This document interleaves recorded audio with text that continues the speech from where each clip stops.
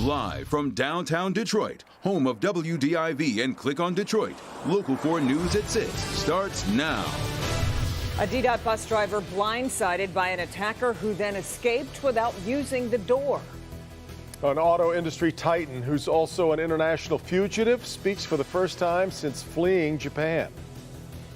And a local dad is suing his son's school district after he's told he's banned from school grounds.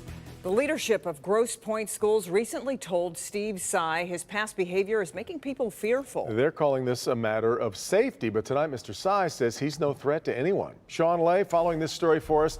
Sean, we don't often hear about a school district banning a parent.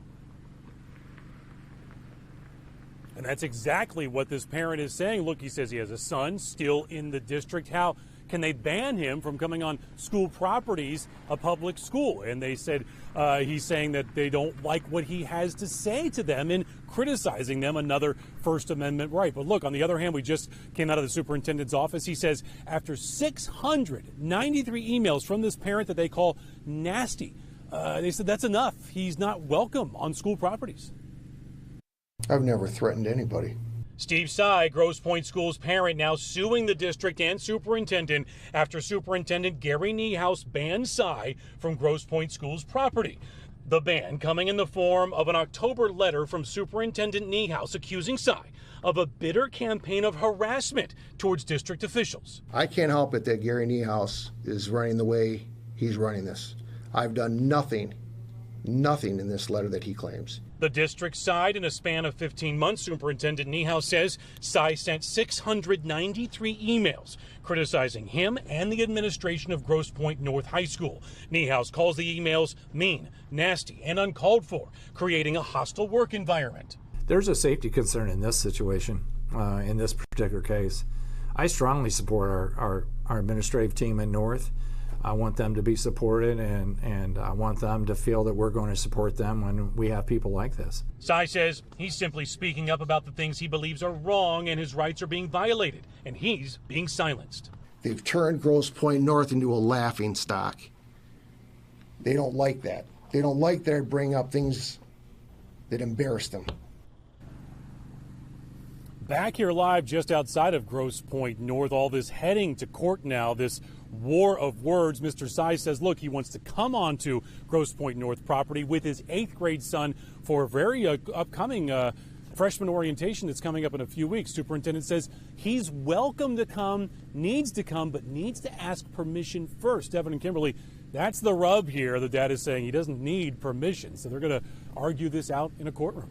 Well, Sean, a gun was mentioned in the superintendent's letter to this parent. What was that about? You know, it was prominently featured in that letter saying, Mr. Sy, you even brought a gun onto school property during a football game. Mr. Sy and his attorney said a police report was never filed. Today, the superintendent backed off of that a little bit, saying that he is a concealed carry, the dad is a concealed carry permit holder, and was asked to not bring his gun, and it was put away. But at the same time, the superintendent is also pointing to what he says is an anger issue with this dad. So we've got two sides here really knocking heads going to court now. Yeah, pretty good look at it. All right, Sean. Well, Ben has been telling us about the system he's watching, and it's going to bring precipitation, but we just don't know what kind. It doesn't look good from here, though, so far, no matter which kind it is, Ben. Yeah, it's a lot of water either way, and even though the clouds have started to break for us tonight, this next system is going to get started in just about 24 hours plus. When we get into Thursday night, that's when we're going to see the start of the rain, but it's going to continue all the way through the day on Saturday and finally shut down on Sunday morning. So it's a flooding triple threat, and I don't want folks to hear it's only rain and think we're in the clear. Roads, water, and homes, those are the 3 threats they're watching. On the roads, underpasses, especially in our urban areas in the cities, those could be definitely flooded. Could be road closures even on some of the rural routes. On the waterways, rivers and streams, places that normally flood during a high rain event, yes, you're going to see that, but the lakes on the east side too. Northeast winds are going to be driving that high water on shore, so we're going to see some flooding there. And if you're in a home that does have a basement potential for flooding, make sure you take the precautions now. Again, we got about 24 hours before this rain starts. We'll talk more about the timing of this and why there could be other threats involved in just a few minutes. Don't forget to download our Local Forecasters app. We'll take you on a deep dive into everything you need to know about this storm, free in your app store by searching WDIV. Kim? Hey, Ben. Caught on camera, a bus crashes after a woman attacks the driver. It happened last Sunday afternoon on Detroit's east side. You can see the woman walk to the front of the bus and throw food at the driver. She then attacks the driver while the bus is still in motion. The bus hit an electrical box and came to a stop. That woman got away, though, through a window. Take a look there. If you recognize her, you're asked to call police. This time of the year, we're used to seeing Carlos Ghosn holding court at the North American International Auto Show. Today, he was in Lebanon pouring gas on an international fire. A Local 4 Ben's Rob Maloney live with what Ghosn had to say in his first public comments since fleeing criminal charges in very dramatic fashion from Japan, Rod. Devin, this story is just incredible. Now, Carlos Ghosn is a famous guy, right? We know him from Nissan. This is part of his kingdom, or was part of his kingdom, along with the Renault company and Mitsubishi. Turned around all three companies. He was there for 17 years, and yet here he is today after being criminally charged from stealing from his company and escaping, really, jail in Japan. Without access to the evidence that justify this travesty against my human rights and dignity. Former automotive rock star Carlos Ghosn decried what he considers a corrupt Japanese justice system, chose leaving Japan to escape what he believes would have been a 5-year wait in solitary confinement before a surefire conviction for allegedly stealing company funds, which he described today as amount of money not fixed, not decided, not paid. Ghosn made headlines over the holidays by simply walking away from his Japanese house arrest, getting on a private plane, jetting to Lebanon via Turkey, allegedly hiding in a big black box with air holes poked in it to get through customs. He's not giving specifics, but says the Japanese legal system is rigged because he says he can prove he didn't do anything wrong. I benefited from it. No cost for the company. No cost for the company. No loss for the company. Again, we return by saying, where is the problem? Where is the problem? If somebody doesn't make a movie or at least a TV show out of this, I don't know what would trigger a good episode. The Detroit Bureau automotive analyst Paul Eisenstein can't take his eyes off of this spectacle. Why was Ghosn arrested as opposed to just asked to pay the money back or maybe hit with a civil lawsuit is probably one of the biggest questions.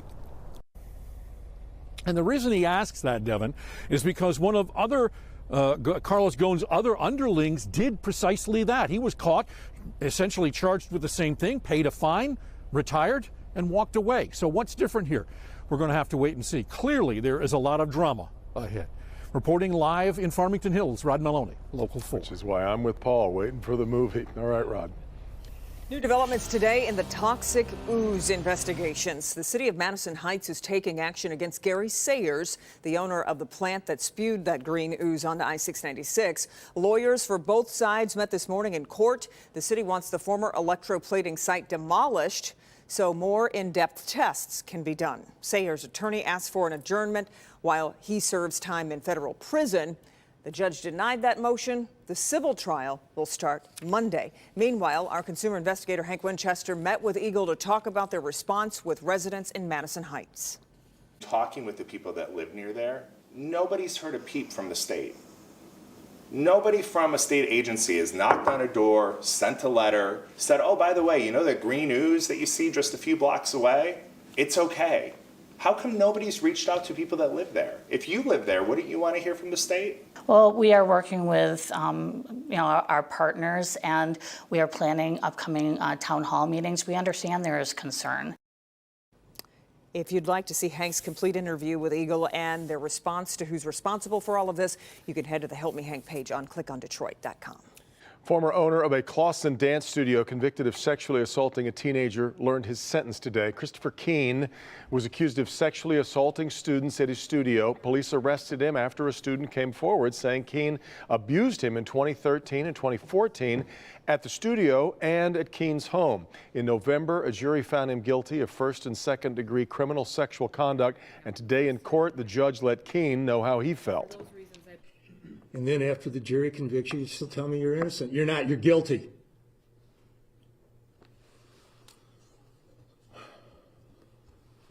And you're going to pay for it. Any sentence I give you, given your age, is effectively a life sentence. And that's where you belong, away from children. away from the public, away from people you can be a predator to. Keene is going to spend the next 18 to 60 years in prison.